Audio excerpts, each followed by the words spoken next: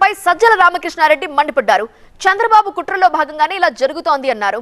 పథకాల అమలుకు తెలంగాణలో లేని అడ్డు ఇక్కడెందుకంటూ మండిపడ్డారు సజ్జల. ఇప్పుడు నడుస్తున్నది ఈ పాజిటివ్ ఓటు మనకు క్లియర్గా కనపడుతున్నా 50% పైగా ఎన్నికలు రాగానే అన్ని పోను కూడా 50 నుంచి 60% పైగా మనకు ఓటు ఉంది.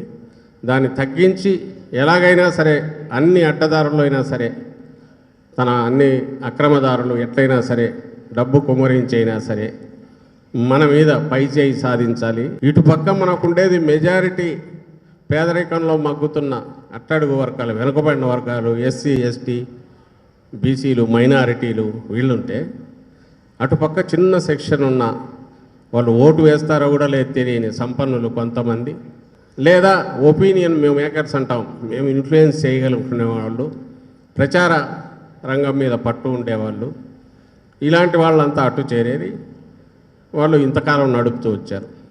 వీళ్ళు ఇప్పుడున్న తెలుగుదేశం పార్టీ కానీ ఆ పార్టీతో పొత్తు పెట్టుకున్న వాళ్ళ మొత్తం కూటమిగా చెప్పుకునేవాళ్ళు బినామీలతో పెట్టించి పిటిషన్లు పెట్టించి వాలంటీర్లను ఎలక్షన్లకు దూరంగా ఉండాలి, వాళ్ళకు అసలు ఏమంటారు సర్వీసెస్ అందించడానికి దూరంగా పెట్టాలని చెప్పి డైరెక్షన్ తీసుకొచ్చి ఎక్కడెక్కడ వ్యవస్థలు ఎట్లా మేనేజ్ చేశారో పైనుంచి ప్రెజర్ తీసుకొచ్చి ఆల్రెడీ పెన్షన్దారులను ఎంత ఇబ్బంది పెట్టారో మనం 2వ నెల ఇప్పుడు కూడా చూసాం.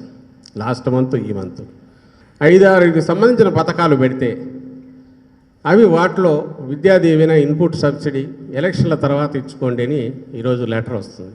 ఇది ఎట్లా జరిగింది? పక్కన తెలంగాణలో వడగళ్ళ వానలకు సంబంధించింది అమౌంట్ కొంచెమే, కానీ రైతులది రిలీజ్ చేశారు. అప్పట్లో పసుపు కుంకుమ ఇచ్చారు. మొన్న వల్ల తెలంగాణ అసెంబ్లీ ఎన్నికలు జరిగేటప్పుడు ఇచ్చారు.